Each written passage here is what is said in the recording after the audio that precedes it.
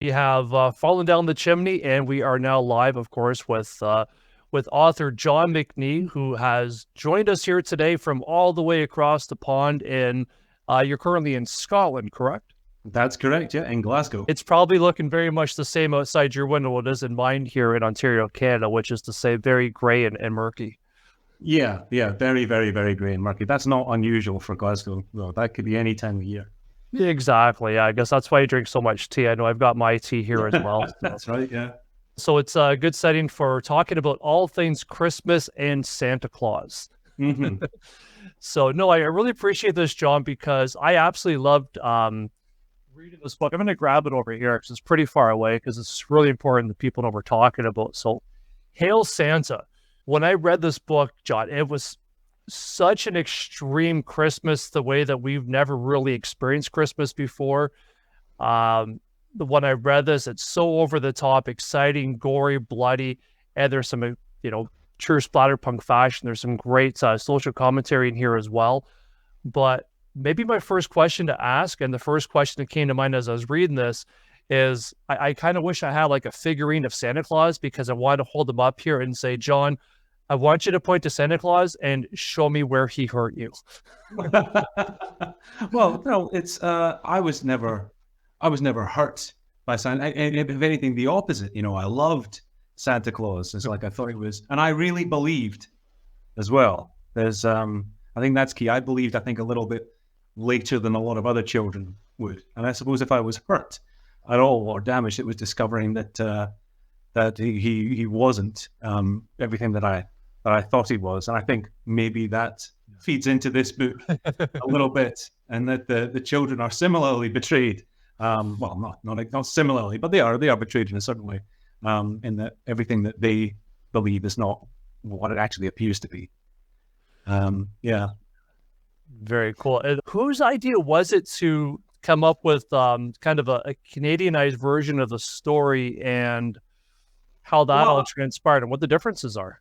I'm not sure there's a Canadianized version of the story. There's a Canadianized advanced reading copy, and I think it's more sort of aesthetics in the printing and the cover and things like that. The setting of St. Nicholas in northern Canada is true to all versions of the book. It was always going to be a Canada set story, and people who are trying to figure out whether it's a real place or not. It's not a real town, but it is sort of based very, very, very loosely on Dawson City in the Yukon Territory. And I think the idea of setting the book in a community that's being bought by a big corporation that wants to turn it into a ski resort. I think I looked up a list of where are the most Christmassy towns in the world. Where are the best places to spend Christmas? Where's like a town from a Hallmark movie? Because that was what I was picturing, was one of these perfect little postcard, Christmas card towns. And right at the top of the list, in a number of these travel guides, was Dawson City, and which I can't imagine ever going to, because it's so isolated. It's such a crazy. It would be so insane to actually go there. But that kind of became the germ of what would eventually become the town of St. Nicholas, a much less successful version of that town in the Yukon, but with a lot of those similar references, a kind of similar history up to a certain point. And very isolation as well, which is important because it's an incredibly isolated place. It is. And I loved, I haven't lived quite that northern in anywhere in the world, but I've certainly lived in a few different small town Ontarios here. And I'd imagine it's the way it is all over the place, where you've got your small town setting. And I thought you captured that absolutely perfectly. One of the nice things that I like too, and you touched on that, is that in true splatterpunk fashion, is that and I'm glad to hear that you didn't write this book just because Santa Claus really pissed you off. No.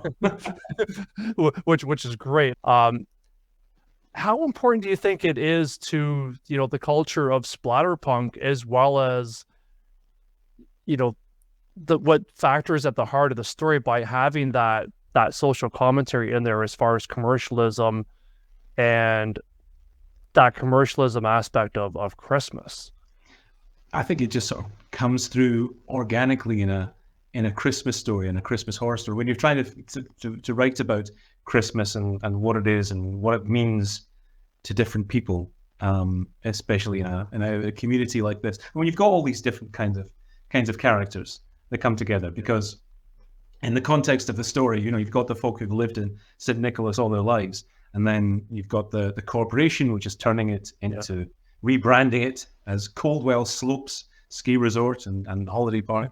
And they've got all of their corporate envoy and their contractors, and then you've got people that they've hired from around the world to fill these other roles, like the school teacher and the custodian, and they all have some different idea. They're all going to be spending Christmas together, and they all have different ideas about what that means to a lot of the kids. It's, the one time of year when everyone's not arguing, and so it's a magical, fantastical time for a lot of the children. But for folk like Shona, the school teacher, she just loves it on a very sort of surface Hallmark level, just the fact that everyone's nice, the music, the lights, she's just sort of in love with the beautification of it.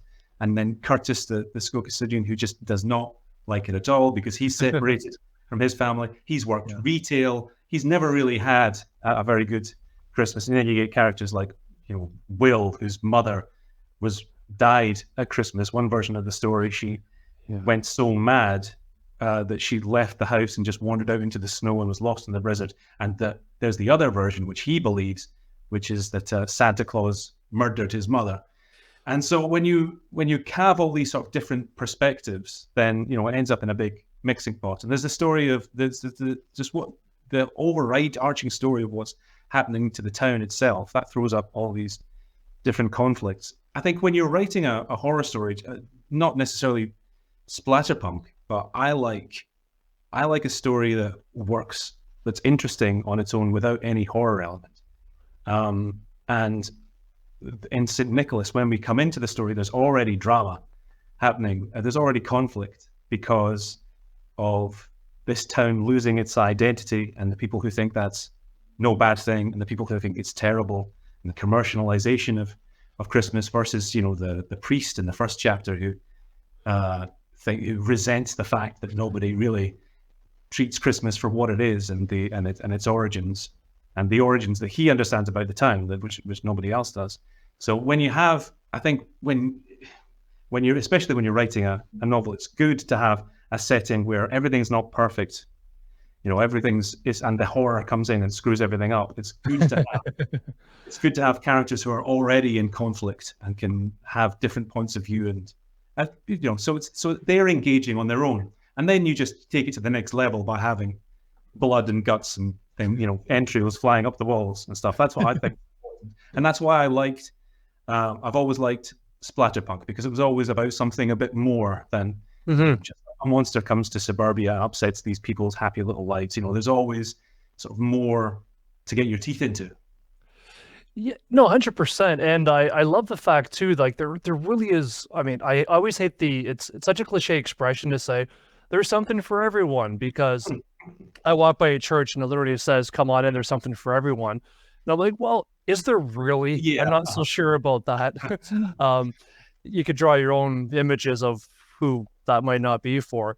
But I do find that in this book, there really is almost something for everybody, because, there's obviously the Christmas appeal to it. There's, if somebody's just looking for just the balls to the wall violence and over the top gore, and it's almost to the point of comedic effect because it's so over the top, they're going to love this. But at the same time, it's also, like you suggested, it's got this really smart allegory of, Christmas and being challenged by it. And on top of that, you do have that commercialism, but you've also got these incredible characters that they're all changed throughout it, and you can really watch them evolve, especially the dynamics between, Curtis the custodian and Shauna the school teacher. The one that I did want to ask you about though too, John, is that Santa Claus himself, getting back to that, is you don't really talk, you kind of allude a little bit to where this actor of Santa Claus is, I'll say, because I don't want to give too much of it away. I'll leave that up to you if you want to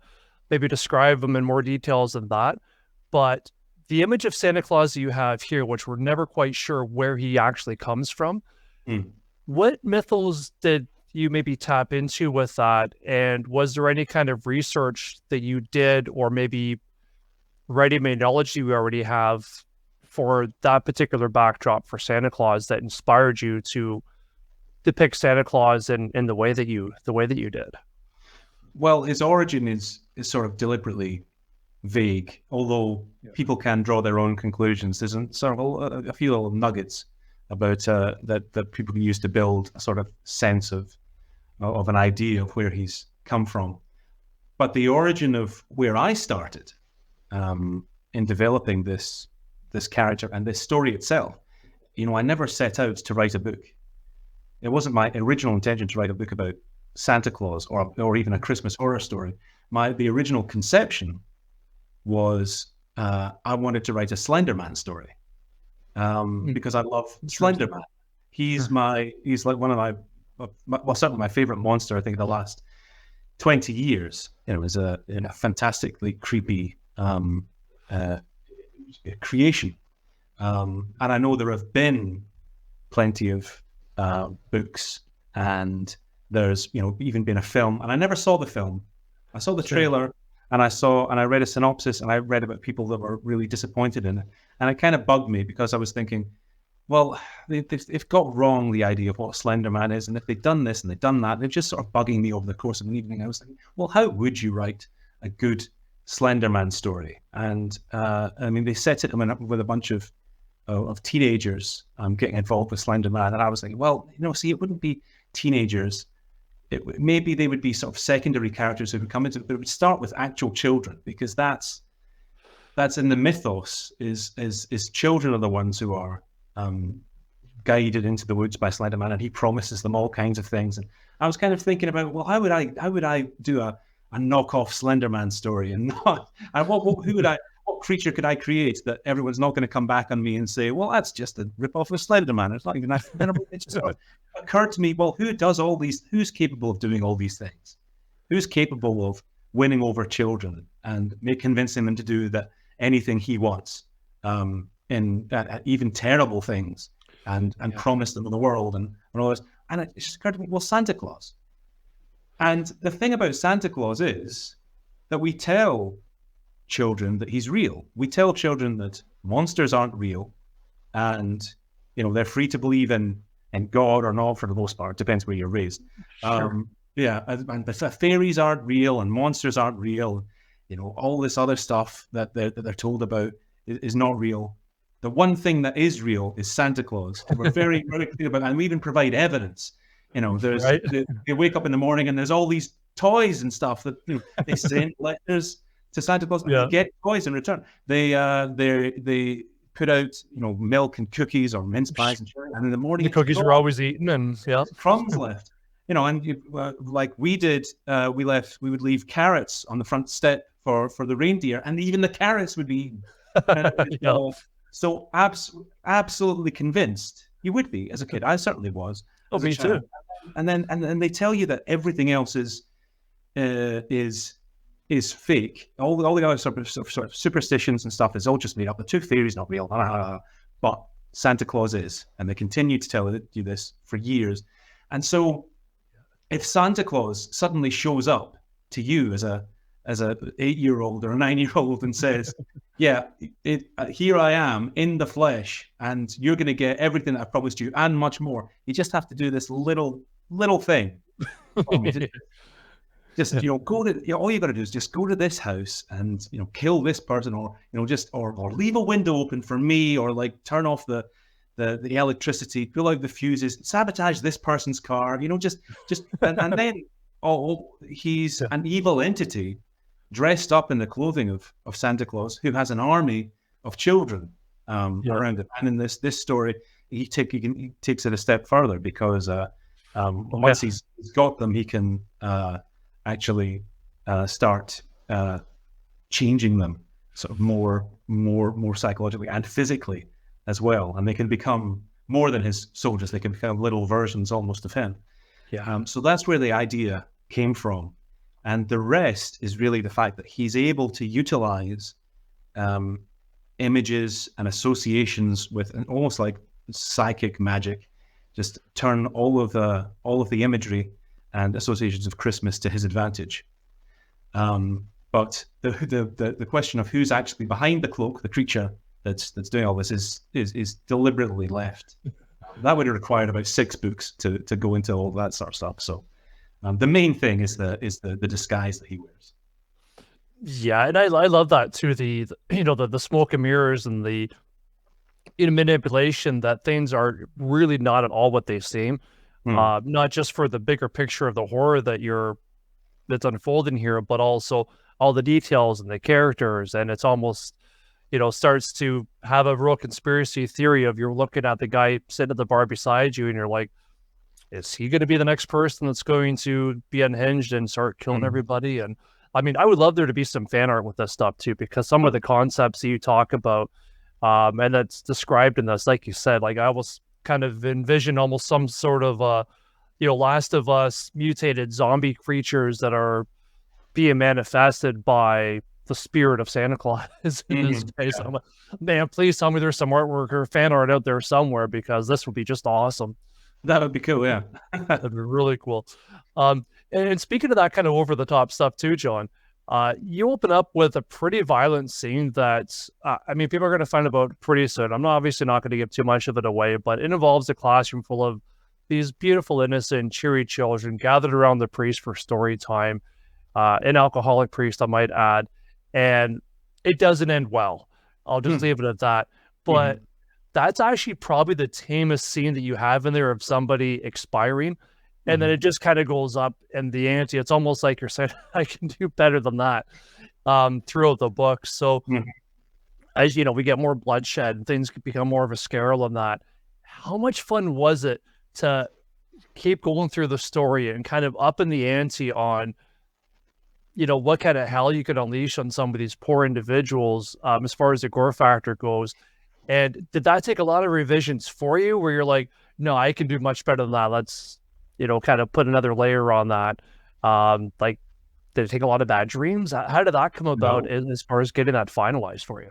No, violence in all its forms is always the most fun stuff to write. That's the stuff I really enjoy. And I could write that stuff once and it's done, first draft, no problem. And it's all the other stuff. It's sort of the, if quote unquote, boring bits that I struggle with and have to redraft and try and make them interesting to keep people's interest. I feel like if you're reading a book where there's a lot of there's any good horror novel has to have lulls in the action, and you have these big set pieces, and then you have lulls or character moments and stuff. And these days, I'm very grateful. It's it's not a short book either. It's about 300 pages, and if people are and as entertaining as I think the lulls are, and as good, useful from characters' perspectives, and I'm happy with them and everything else. But if a reader's going to work their way through them, I feel like when it gets to an action point, they deserve a reward, and that's my reward, is to give you some serious violence. So that's the way that I look at it, and I enjoy those. I've always enjoyed sort of crafting those scenes. Yeah.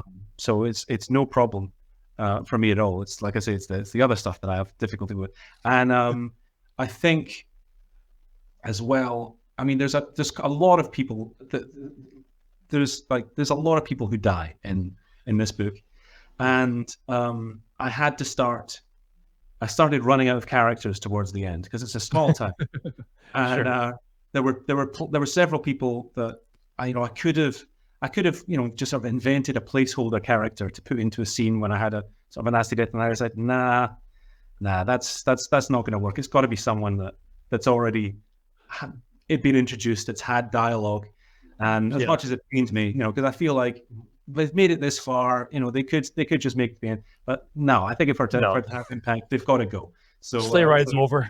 Yeah. so yeah, I killed off a few people that originally probably didn't have it coming, but that's just the nature of the thing. Yeah, no, I think I mean, I think even John Wick would have blushed at the body count in this thing. I think it's very impressive. And the really awesome thing about that too, and I mean, like you to what you said too, as far as kind of, you have a challenge with the boring parts. I didn't really find there to be any boring parts. If anything, it was that's good. That's for me to kind of go, okay, I can breathe a little bit now. And then when I didn't think anything could possibly get any worse, it gets so much worse. I mean, even the unfortunate survivors, I'll call them. Fortunate survivors. I mean, nobody gets out of this thing unscathed or unchanged at all. And normally for me, for a book like this, I mean, I've got the worst curse as a reviewer interviewer in that I read excruciatingly slow. So ordinarily a book like this might take me a week or two to get through. I think I finished it in about 3 days. Wow, that's good. Because primarily I'll do it when I'm commuting to work and that, but I couldn't put it down. I was like, I put life aside. I'm just reading this thing, find out what the hell's going to happen next, and please tell me this guy survives. That's good. But aside from all the joyous buckets of blood that we get in this bad boy, over the top, violence of Hail Santa. As I mentioned earlier, I mean, I think probably my favorite part in this is the evolving relationship between custodian Curtis and the school teacher Shauna. It really is beautiful, and it really exemplifies kind of the heart of all this, because you do have two relatively unlikely characters that form a really, certainly by comparison to everybody else in this, a really unique and quite a beautiful relationship in all of this. How important to you, they're almost like the diamond in the mascara, so to speak, this relationship with these two guys. But what can you tell me about the process for developing their characters the way you did, forming that overall arc of these two, and how important it was for the story and the ultimate impact that the story had with these characters in it versus what it would have been without these guys in it? Well, the story is, I mean, they're outsiders. There's really 3 main characters who are complete outsiders to St. Nicholas and the world and all that. And that's important to sort of readers having a point of perspective character, but it's also important for the nature of the story, because they weren't born and raised in St. Nicholas. They have a certain advantage or disadvantage that we can see through some of the illusions that St. Nicholas has created. So they were always going to be people who were coming to this town with no other baggage around them, no support network, no friends. And when you're in a situation like that, I think you sort of, people sort of gravitate to each other. And they're also both characters who, they have very different backgrounds, but they're both looking for somewhere to belong. They're kind of looking for a home and a sort of a sense of purpose and their place in the world and a community.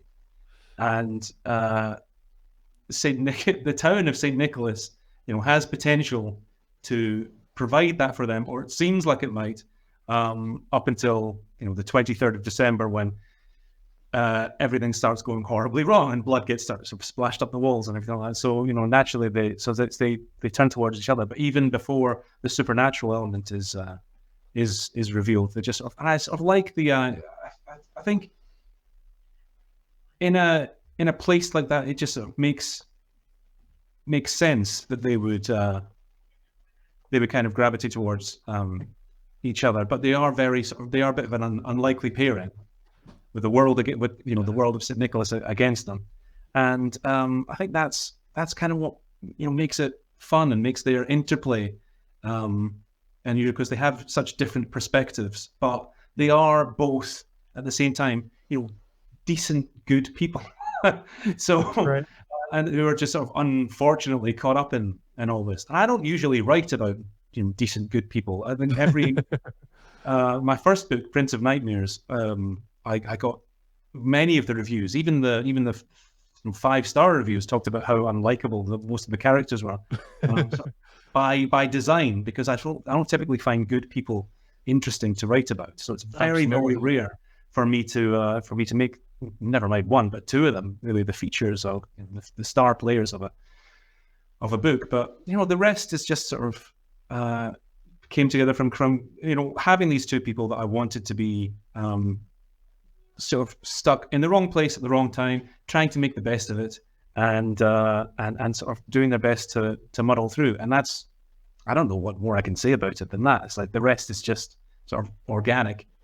But even down to the fact that, but they are very different people, even down to the fact that she's constantly eating, constantly hungry, and he never eats. It's focused on, you know, his own body's a temple of Hazar. It's just, you know, all these sort of little things about how completely different they are, and they really don't have any business being together. Right. But then, you know, why not? Because they're both fundamentally, you know, decent, you know, nice, attractive people. So why not? I say, you know, it's almost like a requirement it's like a twisted version of a Hallmark movie, you know, because every Christmas film that you see now, that comes up on these 24-hour Christmas movie channels is all about an unlikely romance between this guy and this woman, and you think, talk about, I'm like, it's the most likely romance ever. You know, it's never, it's never in doubt. So this is kind of my take almost. I thought it was an element that was very much required. If you're going to write a Christmas horror story, then that's one element that you can't really miss out these days. Yeah, no, absolutely. And I think, you know, if it's any redeeming quality and maybe any, consolation to you, is that even though they're mostly likable people, they still have pretty frustrating qualities, I think. And the neat thing is, because they're such an odd couple, I found that it was cool because just the way they challenge each other, like you said with Sean, is like, come on, like, shouldn't you eat and shouldn't you do this? Or why don't you like Christmas? And also what Curtis is, he almost had a very stoic, just uncaring general attitude where everything just kind of rolling off. You know, he was like a duck. Everything just kind of rolled off his back like a duck, to the point of like, you know, do something, like get a reaction, like this should be exciting you or scaring you, or he's like an observer. He's almost sort of like disassociated from his life. And there's a lot of me in him in that respect. If I'm sitting in a bar and somebody starts stabbing someone else, I'm not going to rush over there and intervene. I'm just going to be sort of sitting, watching, going, "Oh, I wasn't expecting that." You know, whereas Sean is the kind of person who would run and you know, do something and then turn around and go, "Wait, why aren't you doing your thing? You know, 6'2", you know, 250 pounds, muscly guy. Why aren't you getting involved in this?" And so it's kind of a bit like that. And through the course of this story is about him kind of being actualized into someone who takes part and takes action. So that's kind of his art. Yeah, absolutely. It was kind of cool too, because he ends up being a bit of I mean, they ended up really being each other's saviors in a way. And I know Shada definitely wasn't used to that, of being maybe saved. I think she was always looking for somebody, like some sort of a comfort, but she definitely didn't need anybody. You know, she is extremely independent and strong-headed, whereas Curtis was just the complete opposite. I mean, he talked about that as the reason for his divorce with his wife, and why his wife and child upped and went over to Toronto of all places. And kind of ended up there. So like you said, they're both very different, but they're also both of them missing something. And it worked really well. And I think that it's not quite the, you know, Breaking Bad-esque quality of characters, or you just can't find any. I mean, everybody just kind of pisses you off, or they're just awful people. You don't quite get that from Sean and Curtis, but there's enough where you're like, you just want to, you know, especially Curtis, want to smack him upside the head now and again and wake up, get on with it. I have a question. So I wanted, you know, in the spirit of Christmas and all that kind of good stuff, I'm not going to ask what your favorite Christmas was or what your worst Christmas was, but what would you say? Do you have any stories about maybe what your worst Christmas present was that you ever got, where you're just kind of like, really? Or maybe it made or broke a Christmas for you? No, I don't really remember many Christmas presents that I've received. I've always been, I think, fairly grateful to them. There's a great picture of me when I was, I don't know how old I must have been, 5 years old or 6 or something, but I was taken to maybe younger than that, maybe sort of 4 or something. But I was sort of born and grew up in Inverness in the Highlands of Scotland. Okay. And we left when I was 7 years old. Shown us from Inverness in the book as well. So I put that little thing in, and I wish I had it to hand, but I don't. But there's a picture taken of me when we went to the shopping centre to Santa's grotto to meet Santa Claus, and obviously I would have been incredibly excited about this, and with all my because I believed very, very much in Santa Claus, so I don't know how long I would have been just absolutely insanely sort of overcome with excitement to finally get there and meet him and get a gift in person. And there's a picture taken of me with Santa Claus, and I mean, like I said, I don't know how old I was, maybe 5 or 6, but the look of just almost just sort of furious disappointment on my face. I met this guy, and he's given me like a cookie or something, or a candy cane, and I'm just the most it's like incensed. Like what is this? What are we doing here? This is not what I was anticipating. So that's the best you could do, Santa. Like, come on. Yeah, exactly. And so I was very, very, very disappointed in that. But it's a great picture because I don't really remember. My parents would be able to tell you, I'm sure, about all the times I was not an appreciative child when they got it wrong. But I don't remember that version of myself. But here was photographic evidence of just how disappointed and annoyed I was because I expected better. I've been led to expect better from Santa Claus. Fair. Yeah. Well, I think that totally works too, as having Santa Claus as this evil character. Forget your parents. If Santa Claus says something, it just is present. Yeah. You're going to be on your best behavior.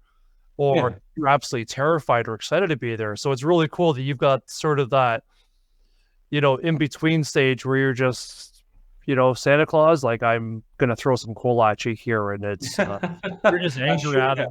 I should have been way more scared because, I mean, that's the thing when you think about what he is a Dracula figure because he's omniscient. He sees you when you're sleeping. He can get into your house at any time. You're not safe. There's nothing do. He can go anywhere he wants and do anything, and he's unreachable by law or anything else. There's no consequences for him. And if you do something wrong, you're going on a list. And it's just all of the things that we tell children about. And he's real. I mean, that's the main thing. And he's real. And I think if there's anything kind of nefarious about him or scary about it, your parents are going to protect you, but they don't. They if anything, they encourage them to come in. They leave them milk and they leave them cookies, or maybe when you're a bit older, they might leave them a beer or something. Mm-hmm. So, like, forget, there's no such thing as sanctuary when it comes to your own home and your parents. Like, he's getting into your room one way or the other, or into your house. So it's scary. It is scary. When you actually think about it, it's amazing. Children don't grow up more traumatized by exactly. I never mind that the tooth fairy, Santa Claus, he's the real deal. Yeah, exactly. Sack and all the reindeer, when you think about it, he is actually a really terrifying creature. Yeah. And I don't trust him. No. I don't trust. And it's funny because my oldest, who's now just turned 19, they don't trust me either. They're always saying, well, you lied to me. And when they were younger too, I would say, I would try to tell them things. Of course, by the time they were 12, they knew absolutely everything. And they're always saying, well, no, this isn't true. This is the way it is. And I'm like, well, no, sweetheart, this is actually the way it is. I would never lie to you. They said, that's not true. You lied to me about Santa Claus. Yeah. So I don't trust anything you have to say anymore. And I'm like, they're not wrong.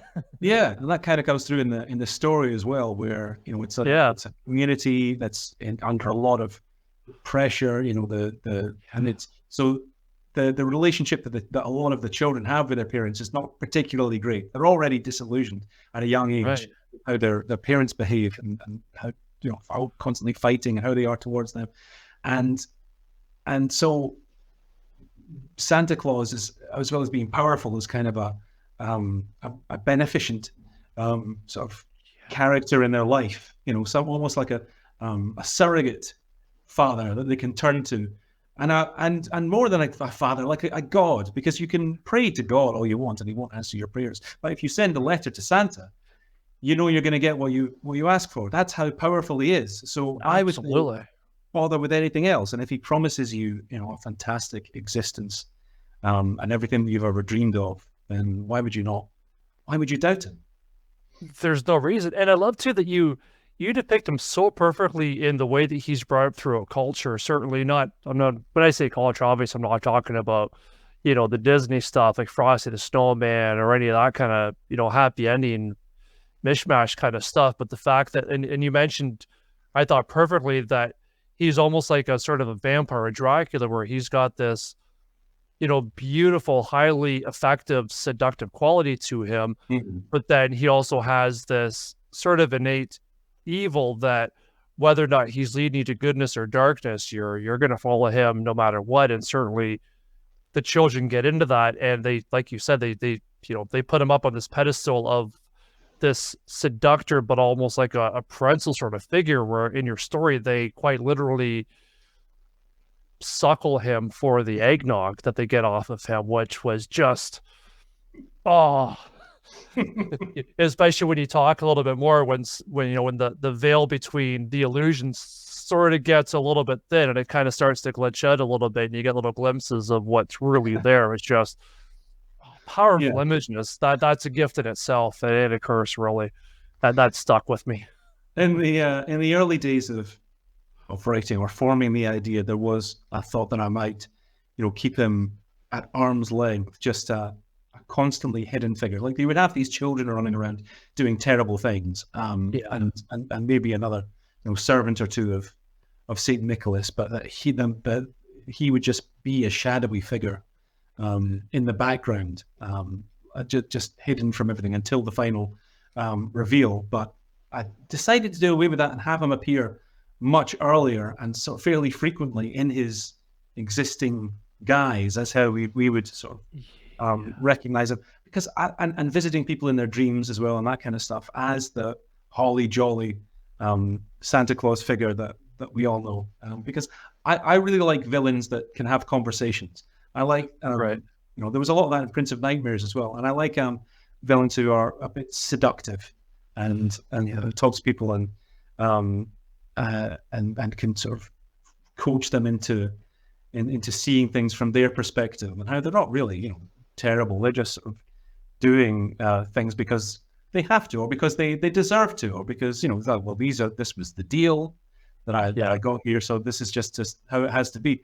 And I like that. I always like that in horror as well, having a monster that can actually speak for themselves on an intellectual level. I think is fun. Yeah, there's a bit of purity of that. I think it definitely adds to the complications of everybody's interaction with them, and certainly when you think about it too, that definitely bodes well for, I think, what's natural. I mean, if you look at the history of humanity and all the truly evil people there, well, I think a big part of their evilness is the fact that there are some, very, at least it would seem at first, some admirable qualities, some very attractive qualities where they can seduce people into their way of thinking. And then once people kind of fall into that web or that trap, then now they're thinking the same way. They don't really realize it because the veil is there. It looks real good on that side.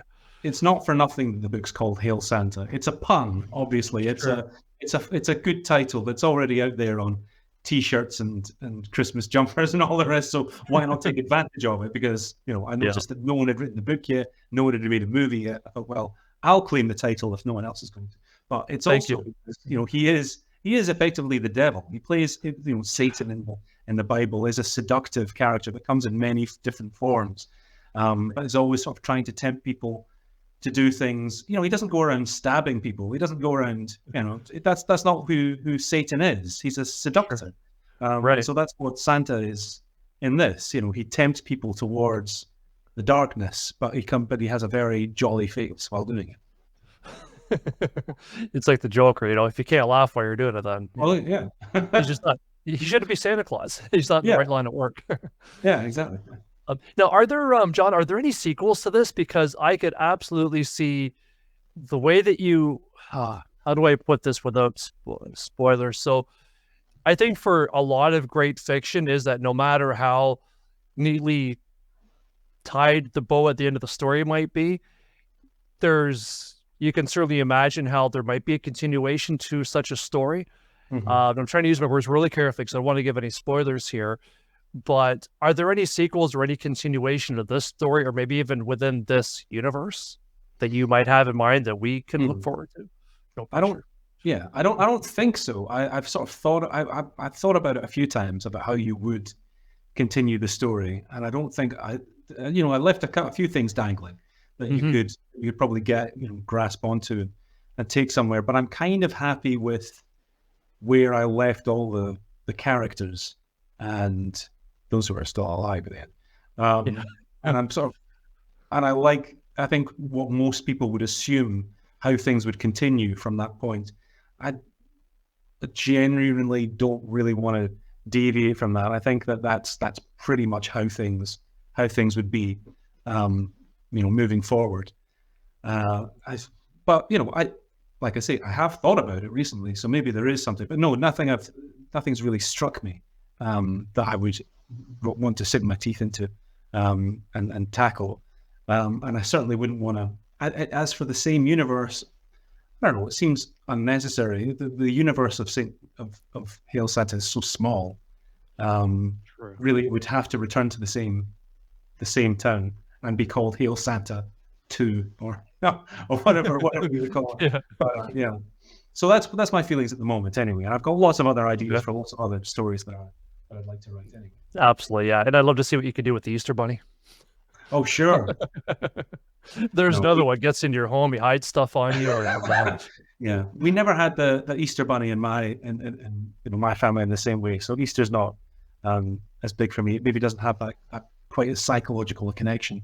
Whereas I'm all about Christmas and I was all about Santa Claus. So it was a joy for me to just sort of focus on writing about that subject for the best part of the year.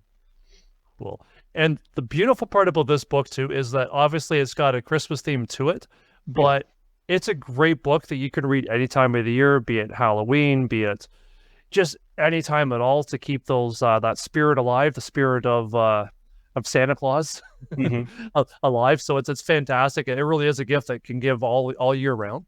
But with that said, John, so I want to leave everybody with this. So pretend here so I've just unwrapped the book, just dug into it.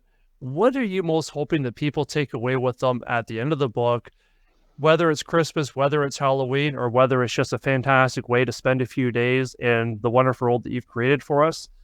What are you hoping that people take away from them as far as the meaning behind the book, the impact of the book, and people's impressions once they close that book? Well, I think it's a great book for people who love Christmas, and I think it's a great book for people who hate Christmas. I think it serves both equally well for different reasons.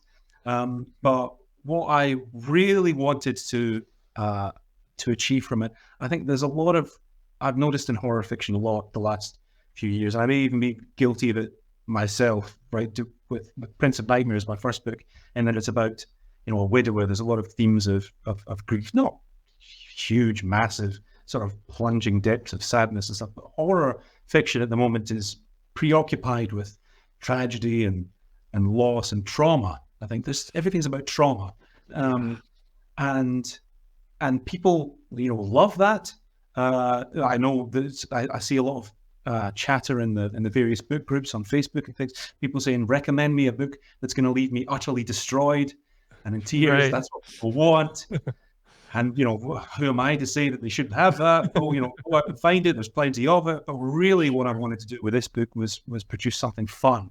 It's like, I don't, the Paperbacks from Hell series, and the book that Grady Hendrix came out with a couple of years back, was, all showing the covers to all these books from the 70s and 80s, back when horror fiction predominantly was sort of ridiculous and fun, and it was entertaining above all else.